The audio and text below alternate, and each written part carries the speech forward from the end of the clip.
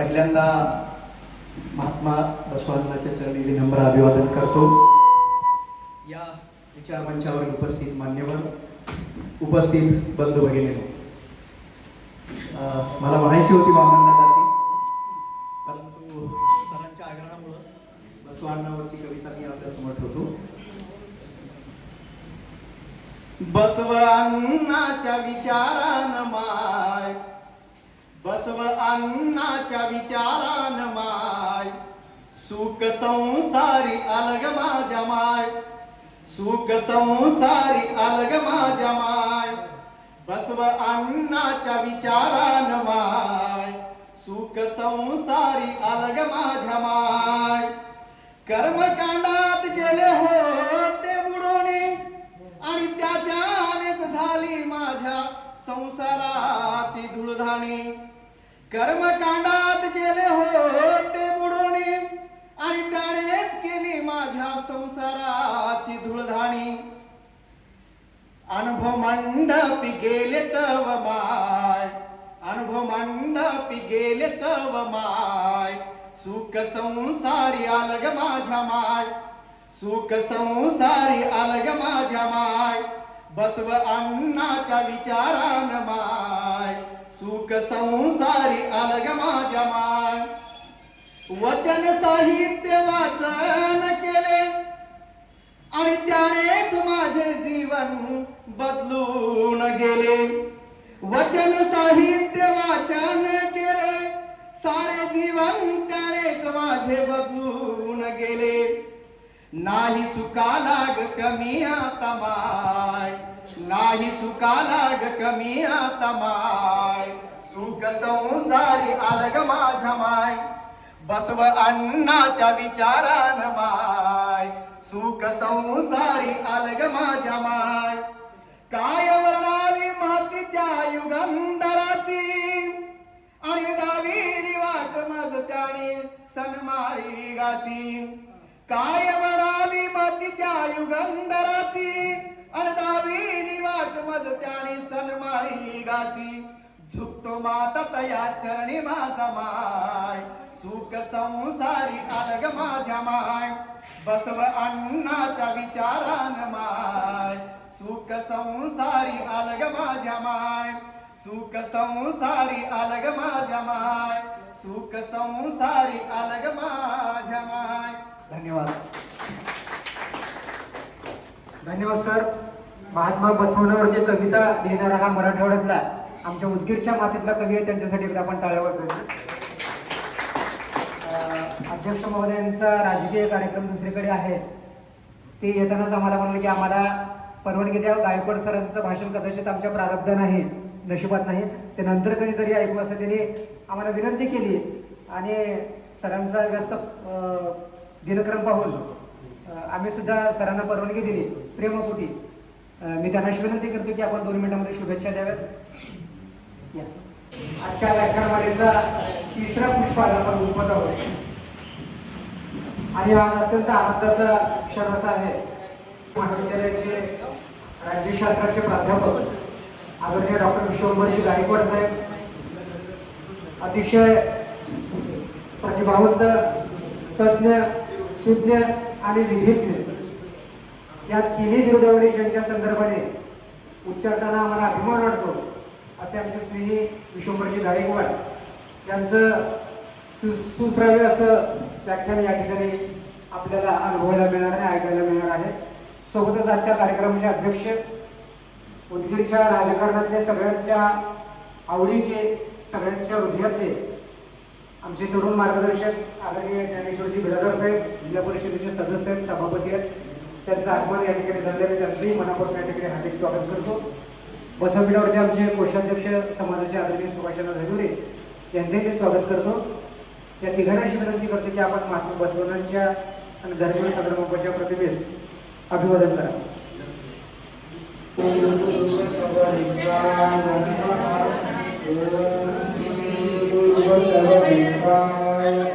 कापूर ठेवायला पाहिजे.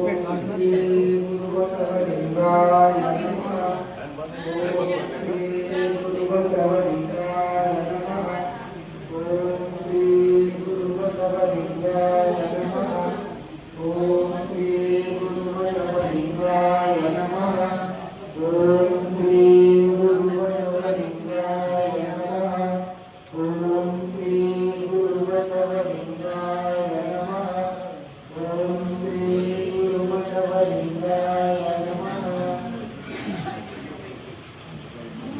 आमचे पारदर्शक आदरणीय प्राध्यापक डॉक्टर महेश सुंदर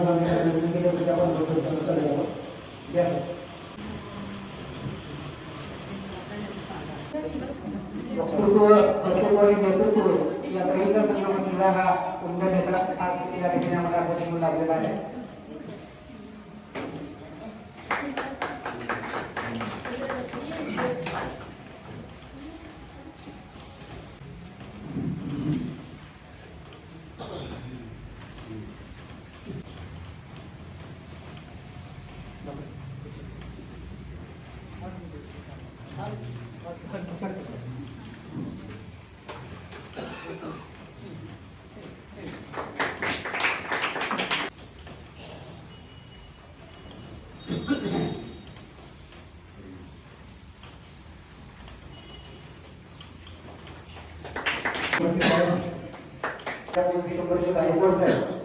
ज्यांच्या भाषणामध्ये अनेक ग्रंथांचे संदर्भ आपल्याला मिळतील आणि या पावसात सुद्धा त्यांचं भाषण आपण घरी घेऊन जावं, घरी घेऊन घेतल्यानंतर सुद्धा ते भाषण पुन्हा पुन्हा आपण ऐकावं, एवढा अभ्यासू माणूस आज आपल्याला लाभलेला आहे.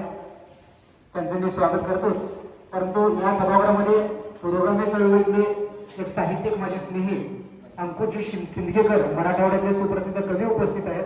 मी त्यांना अशी विनंती करतो की आपण या ठिकाणी स्वागत घेत जावं. सिंदगेकर सरला विनंती करतो की आपण इकडे यावं व्यासपीठावरती.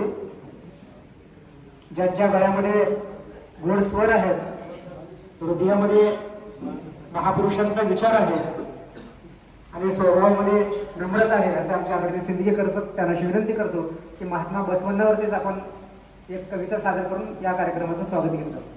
आज या ठिकाणी वीरशैव समाज उदगीर 92वा वाचन सप्ताह 87वा धर्मवीर ॲडव्होकेट संग्रामप्पा शेटकर यांच्या स्मृती दिनाच्या निमित्तानं हा जो या ठिकाणी कार्यक्रम होतो आहे. या कार्यक्रमासाठी व्याख्याते म्हणून उपस्थित असलेले आमचे मित्र आदरणीय गायकवाड सर, आमचे गुरुवर्य आदरणीय पंडितजी जुंगा सर, आमचे मार्गदर्शक आदरणीय सुभाष शांना धनुरे सावकार, आमचे मित्र ॲडव्होकेट मळभागे साहेब व या ठिकाणी आमच्या भगिनी सर्व वडीलधारी मंडळी, ज्येष्ठ मंडळी, आमचे नगरसेवक राजकुमारजी उडगे साहेब, मुळ्यांना नगरसेवक डॉक्टर बालाजी बिरादार साहेब, खरं म्हणजे वेळ झाला आहे प्राध्यापक एस पाटील साहेब, आणि खरं म्हणजे मी आपली प्रथमतः या ठिकाणी दिलगिरी व्यक्त करतो.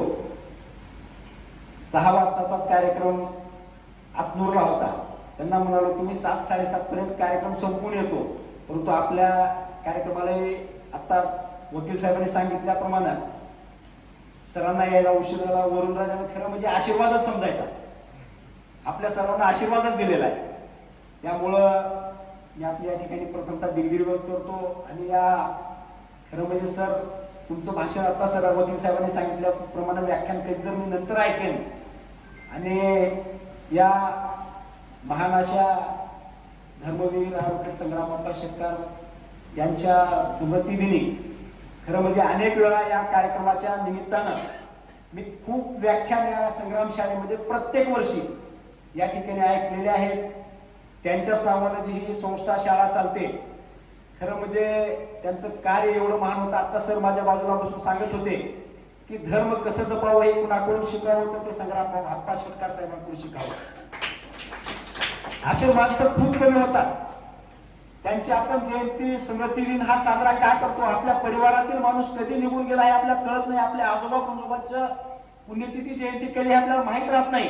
परंतु त्यांची जयंती स्मृती दिन हा का साजरा होतो? तर त्यांचं कार्य एवढ्या उंचीचं आणि तेवढं महान कार्य त्यांच्या हातून घडलेलं आहे. म्हणून त्यांचं हे कार्य अजरामर तर राहणारच आहे, आपल्याला प्रेरणादायीही राहणार आहे. त्यामुळे या ठिकाणी मी शुभेच्छा देतो संग्राम शाळेचं. आणि माझं खूप जुनं नातं आहे राजू सर. मी या ठिकाणी आपल्याला सांगू इच्छितो, मी 10वीला शाळेला शामलाला शिकायला होतो आणि 10वीचं माझं सेंटर ह्या संग्राम शाळेमध्ये होतं. या शाळेमधून मी 10वी पास केलोय. त्यामुळं या शाळेचे सुद्धा, या संस्थेचे आशीर्वाद हे कायम माझ्यावर राहिलेले आहेत. या ठिकाणी आता जास्त काही बोलणार नाही. या सप्ताह दिनी मी आपणा सर्वांना या ठिकाणी शुभेच्छा देतो. माझ्या वतीनं, परिवाराच्या वतीनं, लातूर जिल्हा परिषदेच्या वतीनं, राष्ट्रवादी काँग्रेस पार्टीच्या वतीने आणि उदगीरचे माजी आमदार, महाराष्ट्राचे माजी मंत्री आणि लोकप्रिय आमदार संजय बनसोडे साहेब यांच्या वतीने सुद्धा या ठिकाणी आपणास शुभेच्छा देतो आणि आपली दिलगिरी व्यक्त करून मला पुढील कार्यक्रमासाठी जाण्यासाठी परवानगी द्यावी अशी मी आपणास विनंती करतो आणि थांबतो. जय हिंद, जय महाराष्ट्र. धन्यवाद सर. उदगीर तालुका वीरशैव समाजाच्या वतीनं आयोजित व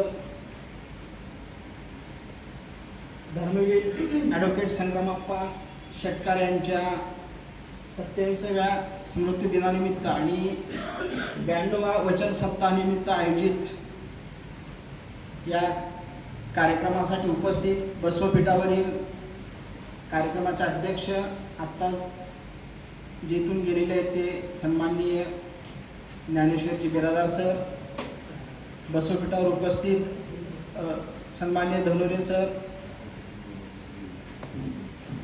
प्राध्यापक झुंगा स्वामी सर, आमचे मित्र प्राध्यापक संतोष मुळे सर आणि या कार्यक्रमाचं सूत्रसंचलन आणि संयोजन करणारे ॲडव्होकेट मळगे सर आणि उपस्थित सर्व उदगीरमधील सर्व पत्रकार, प्राध्यापक, श्रोते, बसवांनावर प्रेम करणारे सर्व बंधू आणि भगिनींनो, खरं तर आज हा जो विषय जो मला दिलेला आहे तो म्हणजे बसवांच्या विचारातून संवैधानिक मूल्यांची निर्मिती किंवा संवैधानिक मूल्यांच्या निर्मितीची पार्श्वभूमी आपल्याला या अनुषंगानं बोलायचं आहे.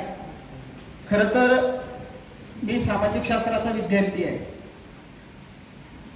आणि अशा व्याख्यानमालेच्या माध्यमातून बोलत असताना दोन पद्धतीनं आपण बोललं पाहिजे. एक, ही व्याख्यानमाला खरं तर स्वतःचं किंवा चळवळीचं आत्मपरीक्षण करणं गरजेचं आहे, त्याला इंट्रॉस्पेक्शन म्हणतात. आणि दुसरं आहे की या चळवळीच्या माध्यमातून जो विचार, जो उद्देश आपण सांगणार आहोत त्याचा रिलेव्हन्स काय उद्देशासाठीचा. एक तर इंट्रॉस्पेक्ट केलं पाहिजे आपल्याला स्वतःला आणि उद्याचा रिलेव्हन्स हा आपल्याला कुठेतरी कनेक्ट करता आला पाहिजे, त्याच्यातून काहीतरी आउटपुट निघालं पाहिजे. जसं बसवण्णाच्या काळामध्ये वचन हे आउटपुट्स होते. आज वचनांची निर्मिती होत नाही. खरं तर वचनांची निर्मिती झाली पाहिजे. बसवांना सांगत असताना केवळ वचनांचे पुनर्वाचन करून चालणार नाही. अलीकडे काय झाले, वचनांचं पुनर्वाचन चालू झालेलं आहे, वचनांची निर्मितीच होत नाही. बरं, वचनांची निर्मिती झाली किंवा बसवण्णांचे वचन सांगत असताना वचनाचं स्पष्टीकरण नव्या संदर्भात आपल्याला द्यावं लागेल. वचन त्रिकालाबाधित सत्य आहेत पण त्याचं स्पष्टीकरण तुम्हाला आजच्या संदर्भात घ्यावं लागेल. अनुभव मंडपामध्ये ज्या पद्धतीनं सर्व समाजातील लोक एकत्र यायचे आणि एकत्र येऊन ते आपले एक्सपिरियन्स शेअरिंग करायचे. मग ते एक्सपिरियन्स शेअरिंग करत असताना कोणाला रिलिजियस असेल, स्पिरिच्युअल असेल, कोणाला आणखी सोशल एक्सपिरियन्स असेल ते शेअरिंग करायचे आणि शेअरिंग करून त्याच्यावर मुक्त पद्धतीनं चर्चा व्हायची आणि त्याच्यातून वचनांची निर्मिती व्हायची. ही वचन निर्मितीची प्रक्रिया आज थांबलेली आहे. खरं तर आजच्या संदर्भामध्ये याला डिलिबरेटिव्ह डेमोक्रेसी म्हणतात. डिलिबरेटिव्ह म्हणजे मुक्त संवाद करून ही वचन निर्मिती व्हायची, पण ती वचन निर्मिती आज होतच नाही, थांबलेली आहे. चळवळ थांबलेली नाही, परंतु चळवळीचा रिलेव्हन्स आपल्याला एका वेगळ्या पद्धतीनं पर्स्पेक्टिव्हनं आपल्याला सांगावं लागणार आहे आणि ते सांगण्याचं काम ह्या पुरोगामी मंचाच्या वतीनं होतं. ही अत्यंत आनंदाची गोष्ट आहे. हे मंच अत्यंत पुरोगामी आहे. खरं तर आपल्याला बसवांना सांगत असताना बसवांना ओरिएंटेड लिंगायत आणि वीरशैविझम सांगता आला पाहिजे. अलीकडे काय आपण बसवांना ओरिएंटेड किंवा बसवांना सेंटर लिंगायत किंवा वीरशैविझम सांगतच नाही. बसवांनी जी पद्धतीनं वीरशैव परिष्कृत फिलॉसॉफी आणलेली आहे ती खरं सांगणं गरजेचं आहे. कारण बसवांनी एक मध्यवर्ती सूत्र धरलेले आहे, शिव. शिवाला त्यांनी कुठं वगळलेलं नाही, पण शिव सांगत असताना एक फार मोठा विद्रोह बसवांनी केलेला आहे. तो इथल्या प्रस्थापित व्यवस्थेच्या विरोधातला तो विद्रोह आहे आणि तो विद्रोह बुद्धांनी केलेला आहे. फक्त फरक असा आहे, बुद्धाचा विद्रोह आणि बसवण्णाचा विद्रोह ह्याच्यात फरक आहे. बुद्धांनी जो विद्रोह केला तो एक्सटर्नल क्रिटिक आहे हिंदूची, हिंदुइझमच्या बाहेर जाऊन केलेली एक्सटर्नल क्रिटिक आहे. तर बसवण्णांनी केलेली क्रिटिक ही हिंदू मध्ये राहून, हिंदुइझम मध्ये राहून इंटरनल क्रिटिक आहे. शैविझम नाकारलेला नाही, पण बसवण्णाचा जो विचार आहे तो कसा आहे, रिलिजियस कमी आणि सोशली एंगेज्ड शैविझम आहे. बसवण्णांनी समता सांगितलेली आहे. जसं बुद्धाचा धम्म हा सोशली एंगेज्ड बुद्धिझम आहे, तसा बसवण्णाचा हा वीरशैविझम, हा लिंगाइझम हा कसा आहे, सोशली एंगेज्ड वीरशैविझम आहे. आता जर तसं पाहिलं तर बुद्धाचा जो अनुयायी खरा दलाई लामा अनुयायी आहे, खरा कर्मठ अनुयायी आहे. मग दलाई लामाचे फोटो लावायचे का आपण घरात? नाही लावत, कारण तो ऑर्थोडॉक्स बुद्धिझम आहे. आणि कुठलाही विचार हा माणसासाठी असला पाहिजे. माणसासाठी विचार निर्माण झालेले आहेत, माणूस विचारासाठी निर्माण झालेला नाही. सर्वाचा सेंटर माणूस आहे. आणि म्हणून बुद्धानंतरची खरी क्रांती, विद्रोहाची क्रांती, समतेची क्रांती जर कुणी केलेली असेल तर ती म्हणजे बसवण्णांनी 12व्या शतकात केलेली आहे. तीच क्रांती पुढं फुल्यांनी केलेली आधुनिक काळात, आणि त्याच क्रांतीचा कळस डॉक्टर भीमराव आंबेडकर आहे. जे संविधानामध्ये या सर्व महापुरुषांची विचार संविधानामध्ये इम्बाईब केलेले आहेत. त्यांनी स्वातंत्र्य, समता, बंधुता जी कन्सेप्ट आहे, फ्रॅटर्निटी, हा सर्व विचारधारेचा समन्वय आहे. म्हणजे बुद्धापासून चालू झालेली ही संकल्पना, हा विचार डॉक्टर बाबासाहेब आंबेडकरांच्या संविधानापर्यंत येऊन थांबतो. ही एक प्रकारची श्रमण परंपरा आहे. ही एक प्रकारची श्रमण परंपरा आहे. श्रमण परंपरा म्हणजे यज्ञ कर्मकांड याला फाटा देऊन तप, तपश्चर्या, चिंतन, मनन करणारी ही परंपरा आहे. या परंपरेचं वेगळेपण असं आहे की ही परंपरा कर्मकांडावर, यज्ञावर किंवा अंधश्रद्धेवर आधारलेली ही परंपरा नाही, तर ही परंपरा तप, तपश्चर्या, चिंतन, मनन करून तयार केलेली ही परंपरा आहे.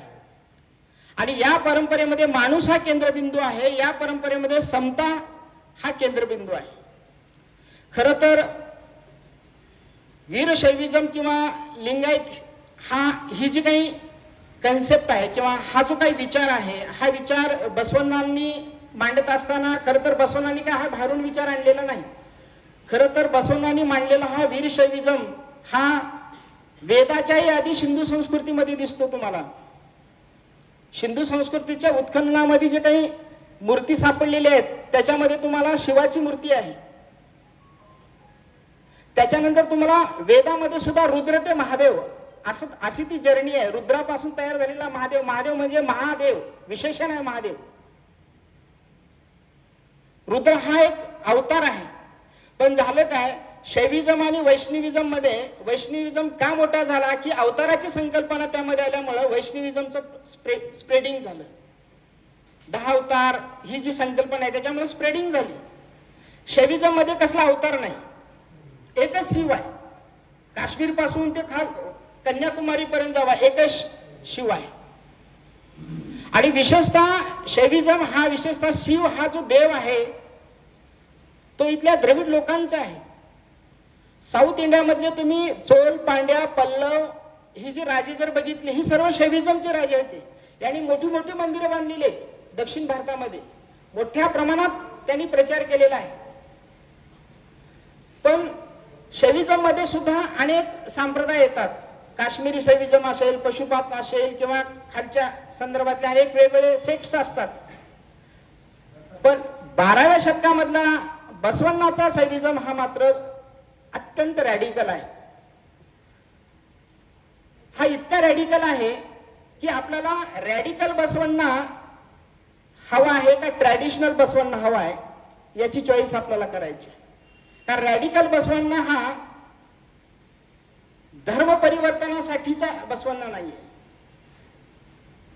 आपल्या देशामध्ये जेव्हा जेव्हा व्यवस्थेच्या विरोधात विद्रोह घेऊन एखादी चळवळ निर्माण होते तेव्हा त्या चळवळीला ॲसिम्युलेट करण्याचं काम इथली व्यवस्था करत असते, मॉडरेट करण्याचं काम इथली व्यवस्था करत असते. पण बसवण्णाच्या बाबतीत मात्र माझं असं घडलेलं नाही. एखादी परिवर्तनवादी चळवळ धर्म, श्रद्धा, उपासना पद्धती इथपर्यंत जर ती वेगळी दिसत असेल तर इथली व्यवस्था त्याला फारसा त्रास देत नाही. धार्मिक श्रद्धेच्या पातळीवर, कर्मकांडाच्या पातळीवर किंवा आणखीन एखाद्या उपासनेच्या पातळीवर जर समजा ती काम करत असेल तर इथली प्रस्थापित व्यवस्था त्याला फारसा त्रास देत नाही. पण जेव्हा एखादी नवीन चळवळ धर्म सुधारणेसोबतच समाज सुधारणेकडे घुसते मात्र मग इथं ऑब्जेक्शनेबल आहे.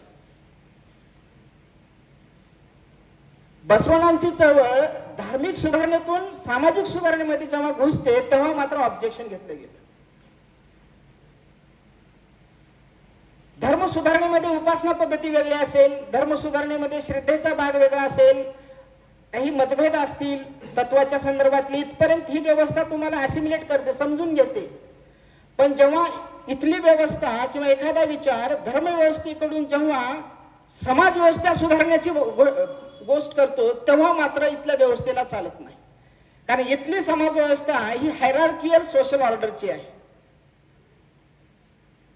स्टार्टिफिकेशन झाले आपल्या समाजाचं कास्ट वाईज, आणि ही कास्ट वाईजची स्टार्टिफिकेशन जेव्हा मोडीत काढण्याची एखादी भाषा एखाद्या महापुरुष करत असेल, एखादा समाज सुधारक करत असेल, मग मात्र इथली व्यवस्था तुम्हाला ऑब्जेक्शन घेते, तुम्हाला संपवण्याचं काम करत असते. आणि बसवण्णाच्या बाबतीत तेच झालेलं आहे. खरं तर बसवण्णा ज्या 12व्या शतकात होते त्या काळामध्ये फारशी अशी प्रतिस्पर्धी विचारधारा बसवण्णाच्या आजूबाजूला नव्हती. मुस्लिम आले होते पण मोगल आणखीन आलेले नव्हते. युरोपामध्ये मॉडर्नायझेशन हे 14व्या-15व्या शतकामधून चालू झालेलं आहे, पण आपल्याकडे भारतामध्ये आधी मॉडर्नायझेशन अगोदर आलेलं आहे. ते बुद्धापासून आलेलं मॉडर्नायझेशन आहे. आणि बसवण्णाला तत्कालीन कुठल्याही प्रतिस्पर्धी विचारधारेने त्रास दिला नाही. बसवण्णाला त्रास दिला राजकीय त्रास झालेला आहे. पॉलिटिकल पॅट्रोनेज जे भेटायला पाहिजे होतं बसवण्णाला ते भेटले गेलेलं नाही.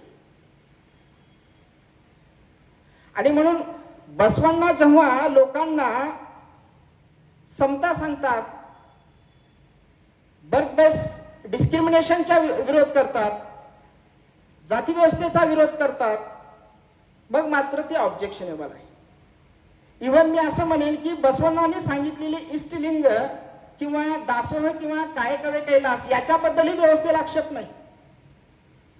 पण जेव्हा बसवण्णा जन्म आधारित जो भेदभाव आहे, जाती आधारित जो भेदभाव आहे तो मोडीत काढण्याची जेव्हा भाषा बोलतात बसवण्णा, त्यावेळेस मात्र बसवण्णाला आक्षेप करण्यात आलेला आहे. कारण इथं समाज व्यवस्था बदलायची म्हणजे की समाज व्यवस्थेच्या सोबत असलेल्या इतर रचना सुद्धा बदलाव्या लागतात. मग विवाह पद्धत बदलावी लागते, मग पुरोहित बदलावा लागतो, पुन्हा दैवत बदलावी लागतात, समाजातले मान सन्मान बदलावे लागतात, किंवा काही कल्चरल जे काही बेनिफिट्स असतात ते सारे बदलावे लागतात. मग प्रस्थापितांनी उभी केलेली सारी ही व्यवस्था तुम्हाला बदलावी लागते. मग ही जी व्यवस्था बदलण्याची भाषा बसवण्णाकडून झाली तेव्हा मात्र बसवण्णा हे आक्षेपार्ह झाले. धार्मिक बाबतीत खरं तर बसवण्णाला कोणी विरोध केलाच नाही, सरळ आहे. पण बुद्ध बसवण्णा हे काय आहेत माहिती आहे तुम्हाला? हे कल्चरल अँटीटोड आहेत. कल्चरल अँटीटोड हे विषावरचा एक अँटीटोड असतो का नाही, इथल्या दूषित कल्चरला त्यांनी दिलेला तो अँटीटोड आहे. बुद्ध आणि बसवण्णा हे कल्चरल अँटीटोड आहेत. सापावर जसा उतारा विषाचा दिला जातो ना, तसा तो एक अँटीटोड आहे. हा बुद्ध आणि बसवण्णा हे अँटीटोड आहे. आणि म्हणून बसवण्णांनी मग आता असं म्हणायला पाहिजे की वीरशैव आणि लिंग आहेत ही कन्सेप्ट काय आहे आणि शैविझम काय आहे. तर हे एक स्ट्रीम आहे. शैविझमच्या अनेक शाखा येतात, उपशाखा आहेत, त्या अंतर्गतची हे एक वेगळी स्ट्रीम आहे. पण बसवण्णाने ज्या पद्धतीनं हा वीरशैव किंवा शैविझम, खरं तर बसवण्णा हे वीरशैविझमचे फाउंडर आहेत का प्रमोटर आहेत का इनोव्हेटर आहेत, हा एक मुद्दा येतो की ते धर्म संस्थापक आहेत का धर्म प्रवर्तक आहेत. या पाठीमागचे रॅशनली आपण तपासलं पाहिजे. खरं तर ही माझी वैयक्तिक मतं असू शकतात आहेत की बसवण्णा हे प्रमोटर आहेत एका व्यवस्थेचे, प्रवर्तक आहेत. मग यांना स्वतंत्र धर्माचा दर्जा द्यायचा का न द्यायचा हा पॉलिटिकल व्ह्यू आहे, पॉइंट ऑफ व्ह्यू आहे. पण बसवण्णांनी कुठेही कोणत्याही पद्धतीनं शिवाला वगळलेलं नाही. आता अलीकडं आपल्याकडे असे माहित आहे, तुम्हाला माहित नसेल की नास्तिक आणि आस्तिक हे आपल्याकडं दोन डेफिनेशन्स आहेत. नास्तिक कुणाला म्हणायचं, आपण सण म्हणतो ईश्वर नाकारण्याला नास्तिक नाही, ही चुकीची व्याख्या. नास्तिक म्हणजे वेद नाकारणाऱ्याला नास्तिक. जे वेद नाकारतात, वेद प्रामाण्य नाकारतात ते नास्तिक. मग जैन बौद्ध हे नास्तिक आहेत, किंवा जे काही 6 आस्तिक दर्शन आणि 3 नास्तिक दर्शन आहेत त्याच्यामध्ये जैन, बुद्ध आणि चारवाकी नास्तिक दर्शन आहेत. मग लिंगायत किंवा वीरशैविझम नास्तिक आहे का आस्तिक आहे? कारण बसवण्णांनी वेद नाकारलेला आहे, मग खरं तर नास्तिक असायला पाहिजेत. पण दुसऱ्या बाजूला त्यांनी ईश्वर मान्य केलेला आहे, शिव मान्य केलेला आहे. मग नेमकं नास्तिक का आस्तिक? तेव्हा इथे एक असा डिस्कोर्स येतो की बसवण्णांनी वेद नाकारलेला आहे, म्हणजेच वेदाचं अतिप्रामाण्य नाकारलेलं आहे, वेदाचं अतिप्रामाण्य नाकारलेलं आहे. आणि दुसऱ्या बाजूला त्यांनी ईश्वर स्वीकारलेला आहे, शिव स्वीकारलेला आहे. आणि त्याच्यानंतर बसवण्णांनी धार्मिक क्रांतीपेक्षा सामाजिक क्रांतीला महत्व दिलेलं आहे. म्हणून तिथंही बसवण्णाबद्दल नास्तिक किंवा आस्तिक हा डिसिजन झालाच नाही आतापर्यंत. पण अलीकडच्या काळामध्ये खरं तर बसवण्णांनी मांडलेला हा जो काही विचार आहे तो इतका रॅडिकल आहे, इतका क्रांतिकारक आहे, माणसाला माणूस म्हणून महत्व देणारा तो विचार आहे. ह्युमन सेंट्रिक आहे. खरं तर यांना एक शब्द इंग्लिशमध्ये इग्लिटरियन ह्युमॅनिझम, मानवतावादी विचार. इग्लिटरियन जे डॉक्टर बाबासाहेब आंबेडकर आणि जॉन डोई पासून घेतलेली कन्सेप्ट आहे.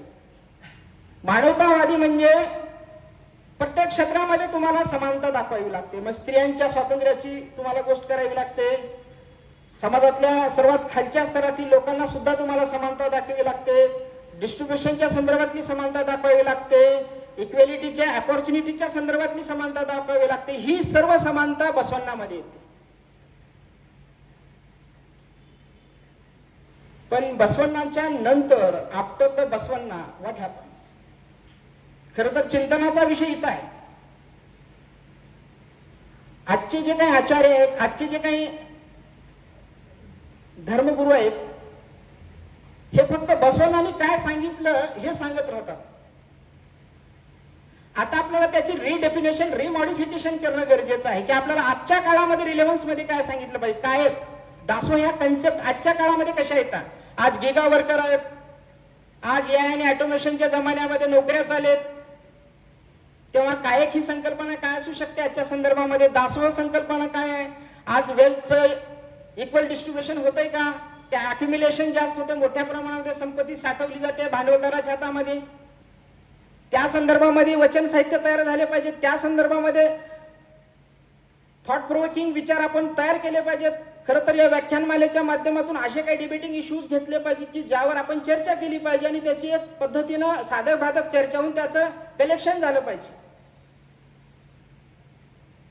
न्यू इंटरप्रिटेशन आपण त्या वचनांचं केलं पाहिजे आजच्या काळामध्ये.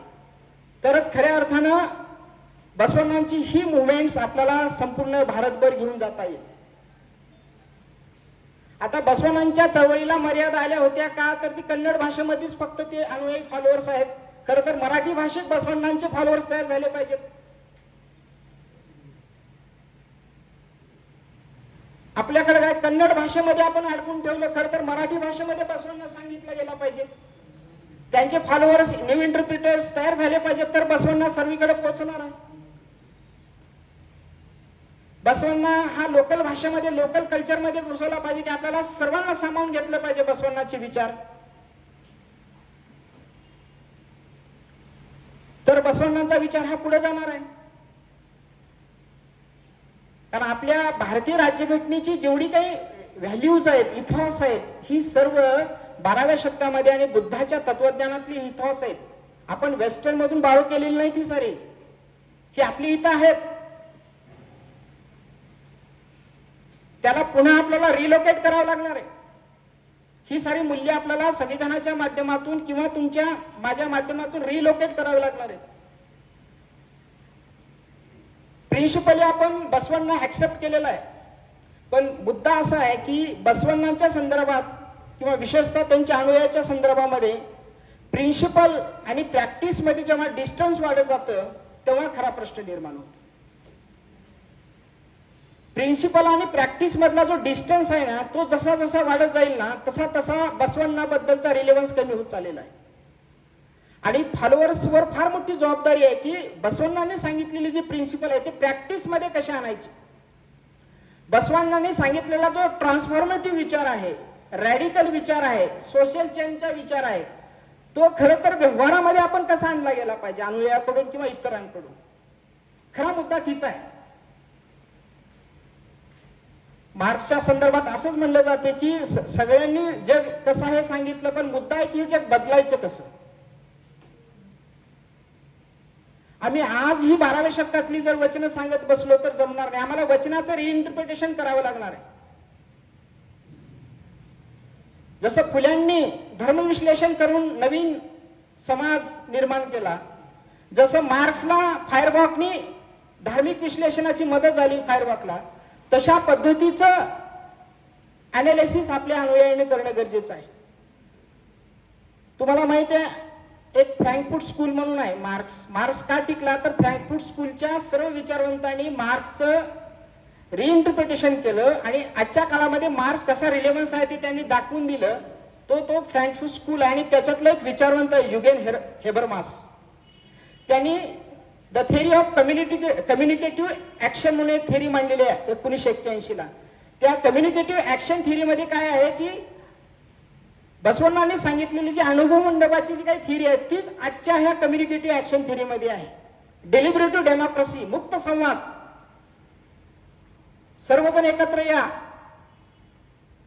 एकत्र आल्यानंतर तुमचे जे काही प्रॅक्टिकल शेअरिंग आहेत, सोशल शेअरिंग आहेत, ते एकमेकाला शेअर करा, एक्सपिरियन्स शेअर करा.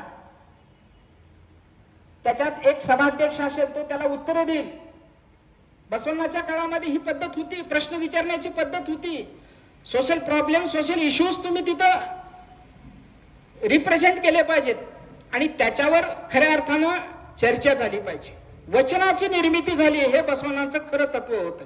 वचनाचं पुनर्वाचन नाही चालणार. आता वचनांची निर्मिती झाली आजच्या काळाच्या संदर्भामध्ये. आजच्या आपल्या युवकासमोरचे प्रश्न काय आहेत, आजच्या आपल्या समाजासमोरचे प्रश्न काय आहेत, उद्याचा जग काय असणार आहे, उद्याचा भारत काय असणार आहे, या संदर्भामध्ये आपल्याला चर्चा करणं गरजेचं आहे. ही पोथी पुराण टाईप आपल्याला चालणार नाही आता इथून पुढे. आपल्याला जर समजा अस्तित्वात राहायचं असेल तर बसवण्णाला आपल्याला त्यांच्या वचनांच्या रिमॉडिफिकेशन केलं पाहिजे. काळाच्या संदर्भामध्ये त्यांचे इंटरप्रिटेशन केलं पाहिजे बसवण्णांचे. ते होणं ह्या व्याख्यानमालेचा खरा हेतू असला पाहिजे. आणि व्याख्यानमालेमध्ये सुद्धा विषय तसेच असले पाहिजेत. थॉट प्रोवोकिंग विषय असले पाहिजेत, चॅलेंज करणारे विषय असले पाहिजेत. बसवण्णांचा रिलेव्हन्स कसा टिकवता आला पाहिजे. बसवण्णा जर समजा आज राहिले असते तर या विषयावर काय म्हणले असते, हायपोथेटिकल तुम्हाला स्टेटमेंट करावं लागेल की बसवण्णा जर आज राहिले असते तर या विषयावर बसवण्णाचं काय मत राहिलं असतं. हे खरं तर शरणार्थींनी चर्चा करायला पाहिजे. बसवण्णांनी त्या काळात काय म्हणलं आता याला रिलेव्हन्स राहणार नाही.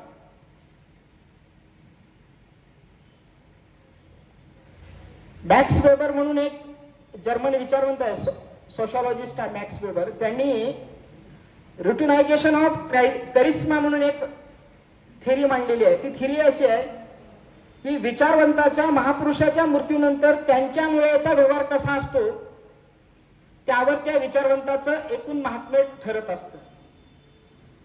फॉलोअर्स, समजा फॉलोअर्सनी समजा बसवण्याच्या विचाराऐवजी जर बसवण्याच्या संस्थीकरण केलं तर काय होईल? बसवण्याचा विचार पुढे न्यायला पाहिजे का बसवण्याच्या विचाराचं संस्थीकरण केलं पाहिजे?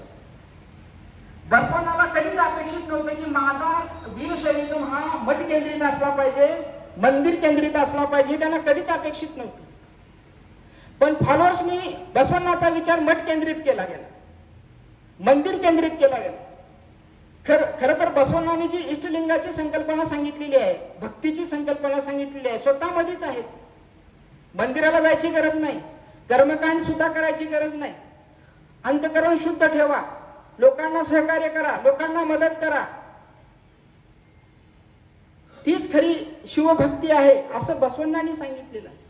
पण आज आपण पंचस्थळ धर्म पर्यटन करतोय, आपण आजचे आपले काय व्यवहार आहेत, आज कीर्तन लावतोय आज आपण काय करतोय, सप्ताह ठेवतोय, पण विचार कुठे आहे?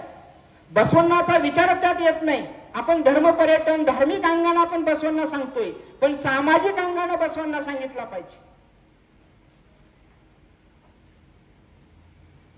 पुन्हा इथली व्यवस्था इतकी खतरनाक आहे की तुम्हाला असिमिलेट करते, सामावून घेते. बरोबर तिथल्या साऱ्या प्रथा इकडे जाऊ, मग जातीच्या प्रथा येतात, विवाहाच्या प्रथा येतात, कर्मकांडाच्या प्रथा येतात, श्रद्धेच्या प्रथा येतात. मग तुमच्यात आणि त्यांच्यात जो फरक बसवण्णाने निर्माण केला तो फरकच दिसत नाही.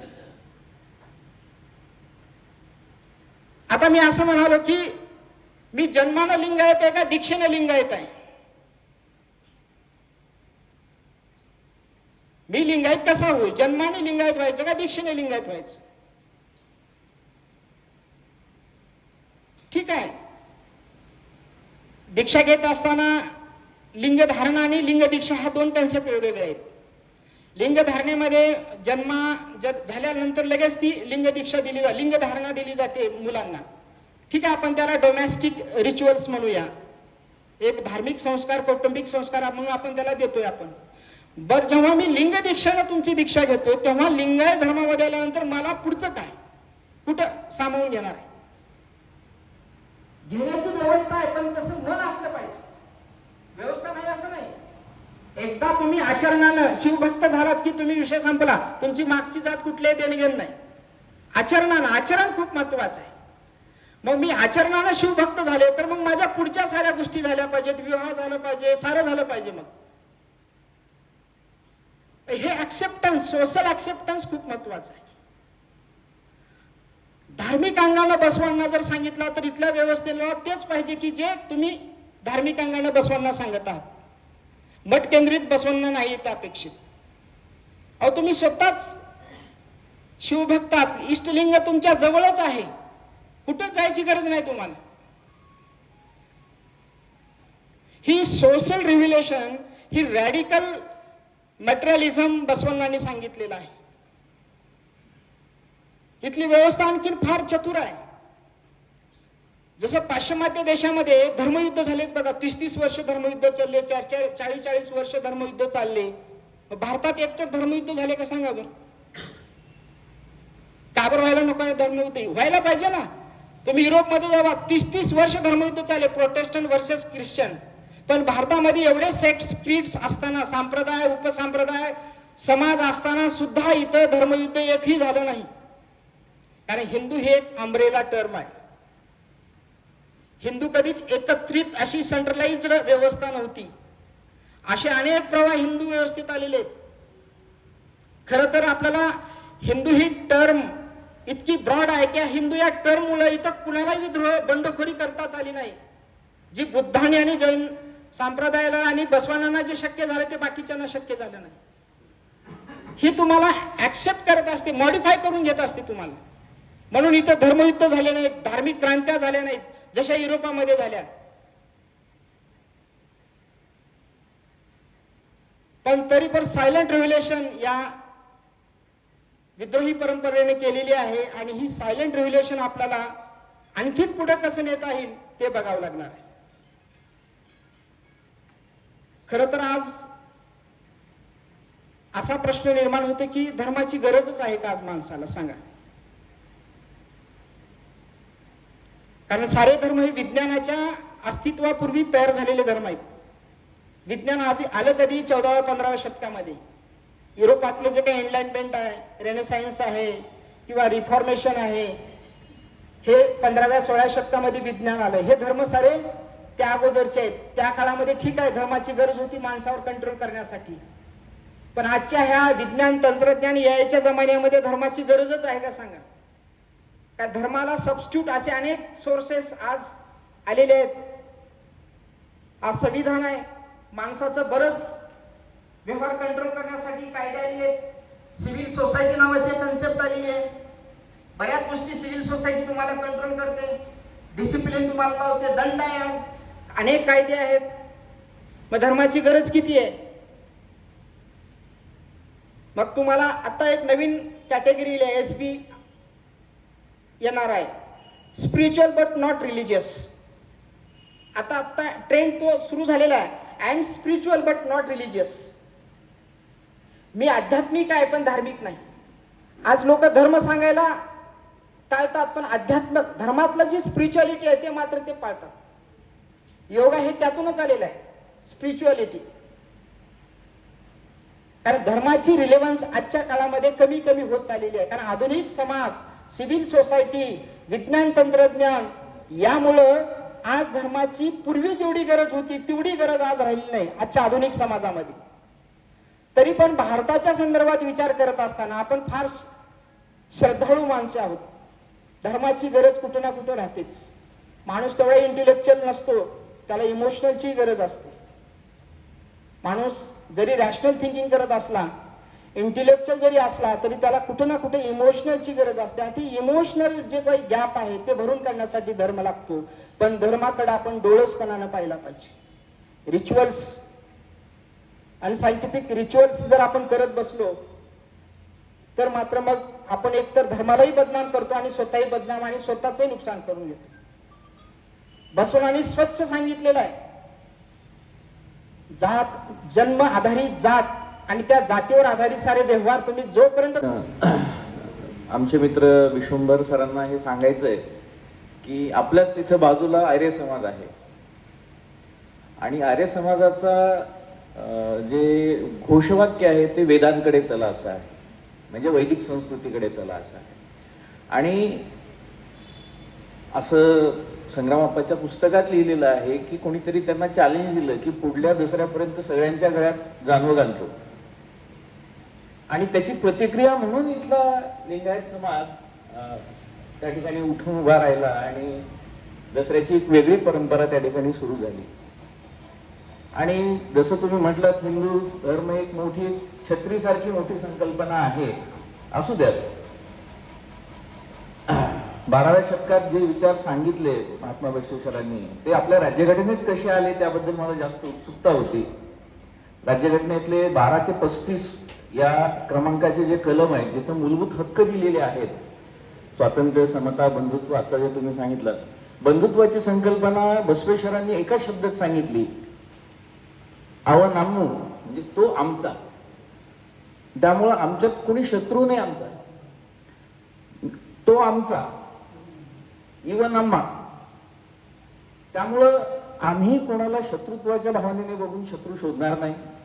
हा, पण आमचे विचार ठामपणे आम्ही सांगण्याचा प्रयत्न करू, तो वाढवण्याचा प्रयत्न करू. आणि आपल्याला माहितच आहे की एक 3-4 वर्षापूर्वी एक प्रमुख राजकीय व्यक्ती आहेत राहुल गांधी यांनी सुद्धा बसवेश्वरांना गुरु मानलं आणि लिंगायत धर्माची त्यांनी दीक्षा घेतली. आमच्याही समाजामध्ये आंतरजातीय विवाह होतात, इतर जातीतल्या मुली आम्ही उदार मनाने स्वीकारतो आणि आमच्याही मुली काही इतर जातींमध्ये जातात.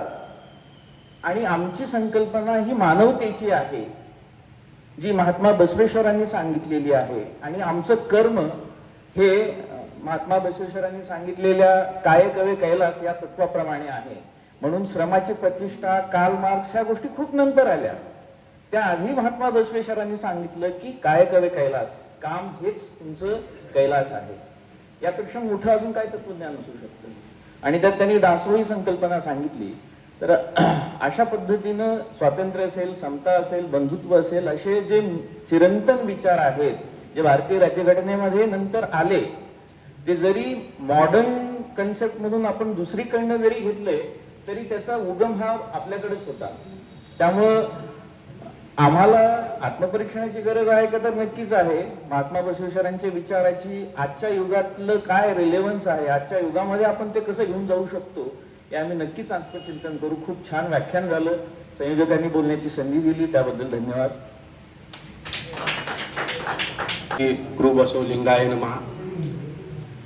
आजच्या या 92वा वचन सप्ताह आणि 87वा धर्मवीर संग्रामप्पा शेटकार यांच्या स्मृती दिनानिमित्त या कार्यक्रमाचे अध्यक्ष माननीय ज्ञानेश्वर बिरादार, बांधकाम व आरोग्य सभापती जिल्हा परिषद लातूर या ठिकाणी या कार्यक्रमास ते उपस्थित होते. त्यांचे या ठिकाणी मी समाजाच्या वतीनं आभार व्यक्त करतो. आणि आजच्या या कार्यक्रमाचे प्रमुख वक्ते ज्यांनी आपल्याला ज्ञानदान आतापर्यंत 1 तास आपण एकटक त्यांच्याकडे पाहत होतो. आणि गायकवाड सर, मला असं सांगावं वाटतंय की तुमचं व्याख्यान ऐकण्यासाठी या ठिकाणी निसर्गही आज एक अर्धा तास उशीर केला, कारण तोही तुमचं व्याख्यान, तुमचे शब्द ऐकण्यासाठी आतुर होता. आणि आपल्या या बसवण्णांचे विचार या ठिकाणी आपल्याला चांगल्या पद्धतीनं गायकवाड सरांनी आपल्याला सांगितलेलं आहे. त्यांचेही मी या ठिकाणी समाजाच्या वतीनं आभार व्यक्त करतो. तसेच प्रमुख पाहुणे म्हणून सुभाषांना धनुरे, कोषाध्यक्ष वीरशैव समाज उदगीर, तसेच प्राध्यापक डॉक्टर झुंगा सर यांचेही मी या ठिकाणी आभार व्यक्त करतो.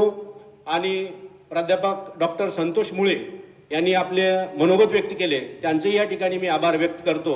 तसेच या कार्यक्रमाला वीरशैव समाजाचे प्रभारी अध्यक्ष प्रमोद शेटकार उपस्थित आहेत, त्यांचेही मी आभार व्यक्त करतो. तसेच वीरशैव समाजाचे सदस्य, निमंत्रित सदस्य, कार्यकारिणी सदस्य, पदाधिकारी यांचाही मी आभार व्यक्त करतो.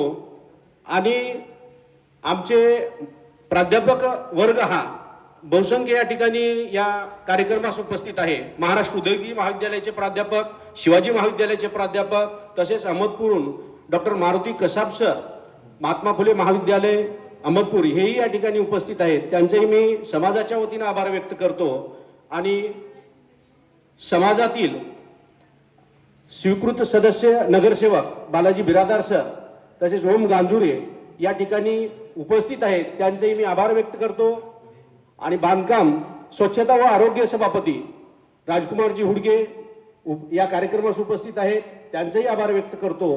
तसेच आमचे महिला भगिनी आहेत, वीरशैव समाजाचे सदस्य आहेत, हैबतपुरे उद्धव महाराज हैबतपूरकर साहेब या ठिकाणी उपस्थित आहेत, त्यांचेही मी आभार व्यक्त करतो. माजी वीरशैव समाज सचिव बाबुरावजी पांढरे साहेब, माधवजी हरकरे सर, शांतीवीरजी मुळे, प्रभुराज कप्पीकेरे, बाबुराव हिप्पळगे यांचं या ठिकाणी मी या कार्यक्रमास रोज हजर आहेत, त्यांचेही मी या ठिकाणी आभार व्यक्त करतो. तसेच आज पहिल्यांदा, कारण 2 दिवस नव्हते, यूट्यूबवर आमचे स्वामी या ठिकाणी झुंगा स्वामी या ठिकाणी यूट्यूबवर आपलं हे कार्यक्रम प्रसार करत आहे. आणि या कार्यक्रमाची ज्यांना या ठिकाणी आलं नाही, येता आलं नाही, कारण महात्मा बसवेश्वरांनी आपल्याला कर्म हीच पूजा आहे, कारण आपण कामाला महत्व द्या, कायत्व कैलास असं महात्मा बसवेश्वरांनी सांगितलेलं आहे. काही लोकांना कामानिमित्त या ठिकाणी येणं होत नाही, तेही या युट्यूबच्या माध्यमातून आपले विचार ऐकतील, त्यांचेही या ठिकाणी मी आभार व्यक्त करतो. तसेच समाजातील प्रतिष्ठित व्यक्ती, पत्रकार बांधव यांचेही मी या ठिकाणी आभार व्यक्त करतो. आणि आजचा हा कार्यक्रम हा अध्यक्षाच्या परवानगीनं कार्यक्रम संपला असं जाहीर करतो. भारत देशा, जय बसवेशा, जय बसवेशा. जयतु करुणा सिंधु भजत जनबंधो, जय इष्टदायका रक्षिणो, श्री गुरु बसवा रक्षिणो, श्री गुरु बसवा रक्षिणो, श्री गुरु बसवा. जय गुरु बसवेश्वर विश्व गुरु बसवेश्वर महात्मा की जय. वीर वैराग्य निधि अक्का महादेवी माता की जय. संग्राम पवरिगे वागली